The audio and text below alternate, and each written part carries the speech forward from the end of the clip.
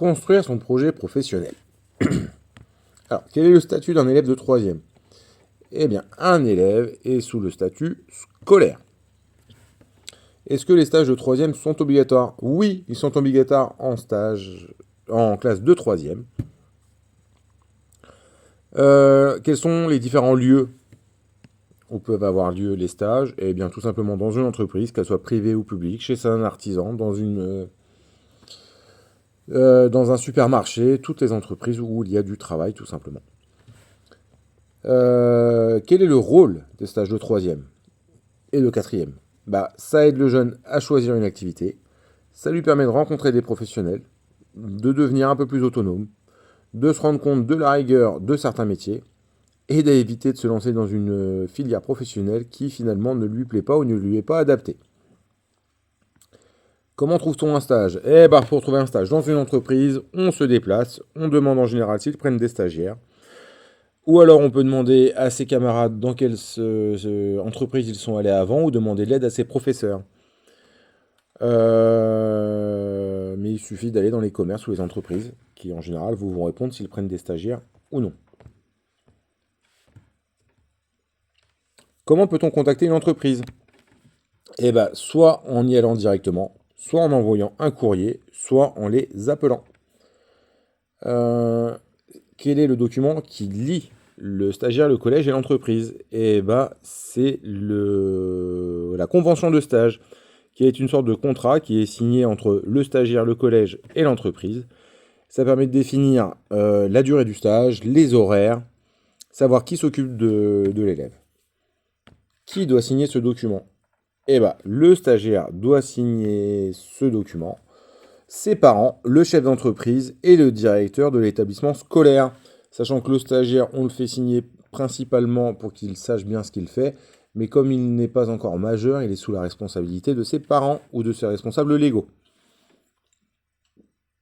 Les obligations et les droits des stagiaires. Le stagiaire doit être informé sur le monde du travail et il doit suivre les règles qui sont en vigueur dans l'entreprise.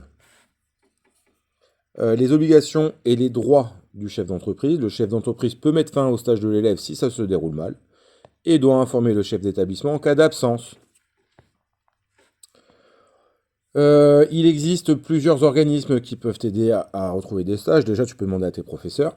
Ensuite, on peut trouver le CIO, la mission locale, la permanence d'accueil d'information et d'orientation, le CIDJ, le centre d'information de documentation de jeunesse, la chambre des métiers et le point d'information jeunesse.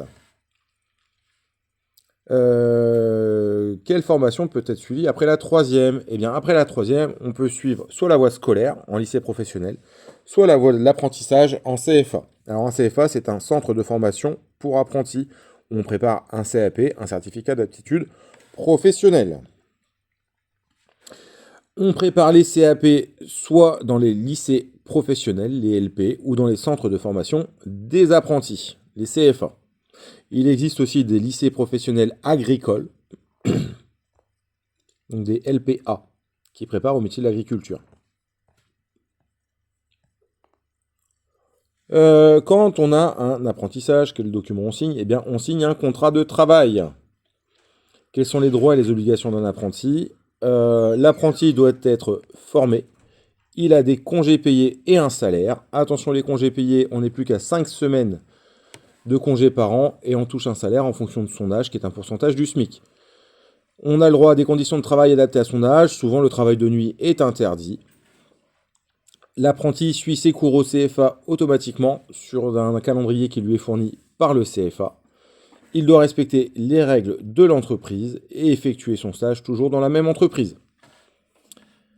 Ensuite, pour trouver un travail, on peut donner un CV quand on fait une recherche de stage ou de travail. Et le CV, ça veut dire chemin de vie. Sur le CV, on retrouve principalement les coordonnées, la formation, les diplômes, les expériences professionnelles qui sont soit les stages ou le travail, le centre d'intérêt. On peut aussi écrire une lettre de motivation. Sur une lettre de motivation, on trouve les coordonnées de l'expéditeur, les coordonnées du destinataire, la date et le lieu de l'envoi, l'objet de la lettre, c'est-à-dire demande de stage, demande d'entretien, une petite introduction, pourquoi on a choisi cette entreprise. On demande une rencontre. On a la forme une formule de politesse. On signe.